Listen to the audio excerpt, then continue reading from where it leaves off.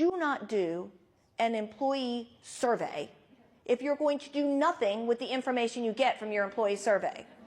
Do not do any survey if you're going to do nothing with the information that you get. In fact, on your survey, do not ask a question if you don't have a plan for what you're going to do with the information that you get. When I work with clients or teach my survey design course, the first thing we do for any survey is list out the goals. What do you hope to learn? What information do you want to get? What decisions do you want to be able to make? What kind of statements do you want to be able to share based on this data? And that list guides everything else we do. So at the end of the process, when we're looking at a design survey, we go back to that list and we crosswalk it.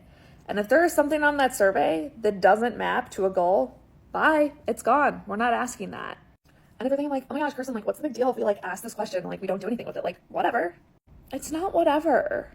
For starters, you're asking someone to give you like time and like energy and effort and like their knowledge and reflection and feedback. You're asking someone to give that to you. A lot of times for free because you're not paying them to take the survey. If you are though, like good for you. That's seriously amazing. But like you're asking for something with people and they're giving it to you with the expectation that you need that information and are going to be doing something with it. In fact, the intro of your survey invite letter, whatever you send out, should be explaining to people how you plan to use that information so they can have like informed consent when they're participating. So to do nothing with the information you get from a survey or even just one question on your survey, that's irresponsible. It's wrong. It wastes people's time. It like diminishes the value of their feedback. And it also strains your relationship with them for future surveys.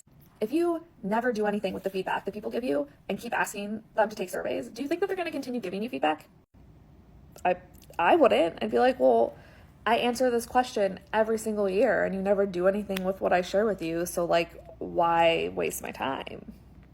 Which on that note is why it's important for you to always like reflect and share back what you're learning from surveys. It doesn't have to be overly complicated. Just something like, hey, most people said this. We heard people said this. We heard these things. And so we're doing this thing over here. That's an amazing way to generate buy-in for future data collection efforts because people know that like you took the information that they gave you and you thought about it and you reflected on it and like now you're doing something. Some companies end up in a spot where they can't make certain changes.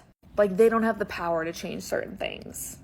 And I always advise them then, like, well, then don't ask about those things. Don't give people the illusion that you can create these changes based on this feedback that they give you if you really can't. And questions like data being interesting, that's not a reason. You're still not doing anything with it. Like the number of times I have organizations that are like, yeah, we haven't actually used that data for like 5 years, but it's just like so interesting. No, sorry, that doesn't count. Get that question off your survey. Be a good survey designer. Create your goals, make a plan, stick to it, ask questions that get you closer to that goal, and then tell people about what you've learned and what you plan on doing. That like through line, that like transparency or like accountability to people when you give the data back, it's gonna make you have better surveys.